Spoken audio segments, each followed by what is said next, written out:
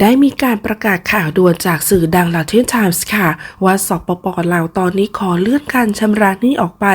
เนื่องจากยอดชำระหนี้ต่างประเทศนั้นเพิ่มขึ้นเกือบ2เท่าเป็น950ล้านเหรียญสหรัฐแล้วโดยได้มีการเปิดเผยว่าสปป.ลาวกำลังหาเวลาในการชำระหนี้เนื่องจากการชำระหนี้ต่างประเทศนั้นเพิ่มขึ้นเกือบ2เท่าจากเมื่อปีที่แล้ว507ล้านดอลลาร์สหรัฐกลายเป็น950ล้านดอลลาร์สหรัฐเพราะฉะนั้นเพื่อจัดการในเรื่องนี้สปป.ลาวได้เลื่อนการชำระเงินจำนวน670ล้านดอลลาร์สหรัฐในปี2566เพิ่มกับเงินอีก 1.22 พันล้านดอลลาร์สหรัฐที่ได้เลื่อนการชำระออกไปตั้งแต่ปี2563โดยเพื่อแก้ไขปัญหานี้รัฐบาลลาวกำลังเร่งเจรจากับเจ้าหนี้เพื่อเลื่อนการชำระหนี้ที่มีอยู่รวมถึงปรับปรุงสภาพคล่องโดยในปัจจุบันนี้ลาวมีหนี้สาธารณะรวม 13,800 ล้านเหรียญสหรัฐซึ่งคิดเป็นร้อยละ108ของ GDP โดยประมาณอยู่ที่ 15,000 ล้านเหรียญสหรัฐซึ่งเป็นหนี้จีนโดยรัฐบาลลาวมีแผนที่จะลดอัตราส่วนหนี้ต่อ GDP ภายในปี 2025 ถึงแม้ว่าคาดว่าจะมีการชำระหนี้รายปีที่สูงถึง 1,300 ล้านเหรียญสหรัฐตั้งแต่ปี 2024 จนถึงปี 2028 แล้วก็ตามซึ่งทางด้านธนาคารโลกก็ได้มีรายงานว่าประเด็นภายในประเทศไม่ว่าจะเป็นค่าเงินกีบของลาว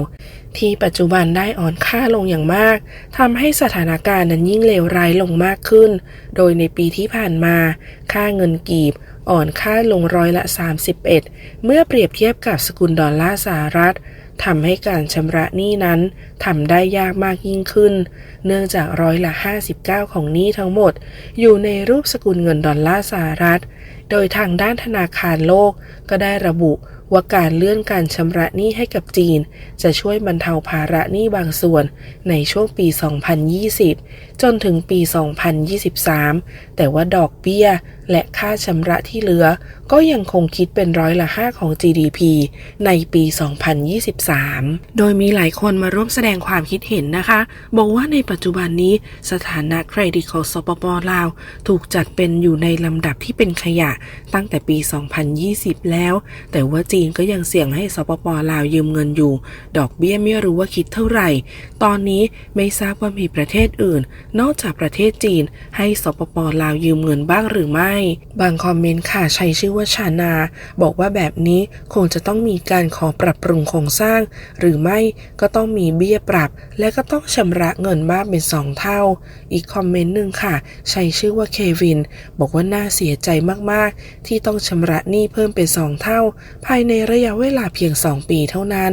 อีกคอมเมนต์หนึ่งใช้ชื่อว่าเสียทศบอกว่าฉันเกือบจะซื้อพันธบัตรลาวจำนวน1 ล้านดอลลาร์ไปแล้วสิโชคดีที่ตัดสินใจยกเลิกทันไม่อย่างนั้นแล้วก็คงจะแย่แน่ๆเลยโดยมีผู้มาตอบค่ะใช้ชื่อว่าวิลเลียมจีเขาบอกว่าพันธบัตรลาวถือว่าเป็นพันธบัตรขยะมีอัตราดอกเบี้ยก็เพื่อหลอกลวงสำหรับคนที่โลภเท่านั้นโดยล่าสุดนี้นะคะได้มีคลิปหนึ่งสำหรับการประชุมสส.ลาวที่ผ่านมาบอกว่าตอนนี้มีอีกหนึ่งปัญหาที่ไม่ใช่เพียงแค่ปัญหาทางด้านเศรษฐกิจเท่านั้นเพราะว่าลาวได้ทำสถิติสูงสุดมีผู้คนที่เป็นประชาชนคนลาวแห่กันหลั่งไหลออกนอกประเทศโดยสส.ท่านนี้ค่ะบอกว่านี่เป็นปรากฏการณ์ที่ไม่เคยเกิดขึ้นมาก่อนไม่ได้นับแค่วันเสาร์วันอาทิตย์เท่านั้นนะแม้แต่วันธรรมดาก็ยังมีคนลาวหลายๆคน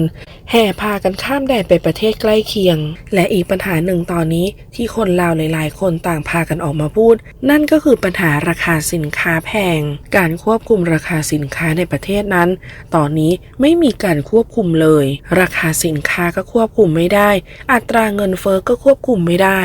ทำให้ราคาสินค้าอุปโภคบริโภคในสปป.ลาวตอนนี้มีราคาเพิ่มสูงขึ้นอย่างต่อเนื่องปัจจุบันนี้คนที่เป็นพนักงานเงินเดือนหรือว่าพนักงานทั่วไปโดยเฉพาะในเวียงจันทร์ตอนนี้ไม่มีใครอยากจะทำงานต่อแล้วหลายๆคนพากันไปทำงานที่ต่างประเทศส่วนใหญ่จะข้ามไปประเทศใกล้เคียง โดยเขาบอกค่ะว่าปัญหาแรกที่เห็นได้อย่างชัดเจนก็คือราคาสินค้าที่ประเทศเพื่อนบ้านน่าแปลกใจจริงๆทำไมถึงมีราคาถูกกว่าราคาสินค้าที่ขายอยู่ในสปป.ลาวซะอีกและปัญหาที่สองเขาบอกว่าบัตร ATM เงินกีบในสปป.ลาวสามารถนำไปใช้จ่ายเงินที่ประเทศอื่นได้แล้วซึ่งนี่เป็นปรากฏการณ์ที่ใหม่ล่าสุดที่ไม่เคยเกิดขึ้นมาก่อนนี่แหละคือสาเหตุหนึ่งที่สำคัญที่ทำให้ประชาชนคนลาวหลั่งไหลไปซื้อของที่ต่างประเทศโดยเฉพาะประเทศใกล้เคียงไม่ต้องบอกเลยว่าเป็นประเทศอะไร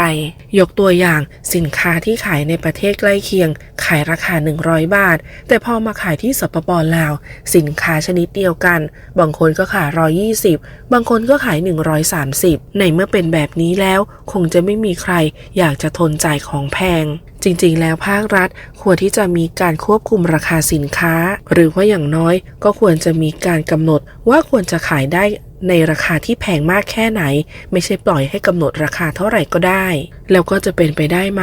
ที่จะไม่ให้คนลาวเนี่ยไปใช้เงินที่ต่างประเทศโดยการใช้บัตร ATM ได้แบบนี้และอีกปัญหาหนึ่งก็คือปัญหาราคาค่าขนส่งในสปป.ลาวมีราคาแพงมากแค่ค่าผ่านด่านก็โดนเก็บค่าธรรมเนียมคันละ 200,000 กีบแล้วโดนค่าบริการตรวจตราสินค้าอีกประมาณ 400,000 กว่ากีบและยังต้องเสียค่าธรรมเนียมรถที่แล่นผ่านอีกประมาณ 600,000 กว่ากีบและยังมีค่าธรรมเนียมเอกสารอีก100,000 กว่ากีบพอราคาทั้งหมดรวมกันก็เสียค่าธรรมเนียมทั้งหมดประมาณ1 ล้านกว่ากีบซึ่งสสท่านนี้นะคะเธอบอกว่าได้เปิดบริษัทที่ทำการขนส่งระหว่างเขตตอนนี้ค่าธรรมเนียมในการขนส่งเก็บแพงมากๆเพราะฉะนั้นจะต้องมีผลต่อราคาสินค้าอย่างแน่นอนซึ่งอันนี้ก็คือจำนวนเงินที่เสียให้กับทางบกท่านาแรงวันหนึ่งมีรถเข้าไปเป็นร้อยๆคันคูณเข้าไปไม่รู้ว่าทางรัฐเนี่ยได้เงินไปเท่าไหร่แล้วก็เลยมีนักธุรกิจหลายๆคนฝากมาถามด้วยว่าพรรครัฐลาวเนี่ยมีส่วนได้ส่วนเสียยังไงกับค่าธรรมเนียมนี้เพราะว่าจริงๆก็เป็นค่าธรรมเนียมที่ถือว่าเก็บอยู่ค่อนข้างแพงมากโดยมีคนลาวหลายคนเข้ามาร่วมแสดงความคิดเห็นนะคะคนแรกใช้ชื่อว่ายศเขาบอกว่าเห็นประชุมกันมาตั้งแต่ก่อนโควิดแล้วแต่ยังไม่เคยเห็นการปฏิบัติที่จริงจังสักทีประชาชนคนลาวเหมือนกับถูกทิ้งให้เผชิญชะตากรรมเพียงลำพังอีกคอมเมนต์หนึ่งใช้ชื่อว่ามีค่ะบอกว่าจริงๆสส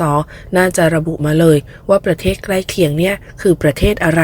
อีกคอมเมนต์หนึ่งใช้ชื่อว่าเมนีบอกว่าประชุมไปทั้งปีประชุมไปเท่าไหร่ก็ไม่มีอะไรดีขึ้นและประชุมไปยังไงผลที่ออกมาก็มีแต่อ้างประเทศข้างเคียงอย่างเดียวทั้งที่สปป.ลาวเองไม่ได้พัฒนาอะไรเลยบางคอมเมนต์ค่ะใช้ชื่อว่าฟิวเขาบอกว่ารู้ไหมเหตุผลที่ตอนนี้คนลาวแห่ออกนอกประเทศเพราะว่าต้องการจะมีชีวิตที่ดีขึ้นผู้นำลาวไม่มีใครสร้างลาวให้เจริญรุ่งเรืองประชาชนก็ต้องช่วยเหลือตัวเองนอกจากนั้นยังถูกเอารัดเอาเปรียบอีกเริ่มจากการออกบัตรประจำตัวประชาชนให้ชาวลาวแล้วก็ใช้เงินของตัวเองในการเอาเปรียบจากประชาชนการประชุมสสในลาวก็เหมือนกับมานั่งคุยกันเองหลังจากนั้นก็บอกว่าจะมีการตรวจสอบแต่ก็ไม่มีเลยเพราะว่าที่สภาลาวนี้ไม่มีฝ่ายค้านถึงแม้จะตั้งอะไรมามีกฎระเบียบอะไรใหม่ๆก็ไม่ได้มีการทำให้ประเทศนั้นดีขึ้นบางคอมเมนต์ค่ะคนลาวบอกว่าที่ลาวเนี่ยจริงๆประชุมกับทุกวัน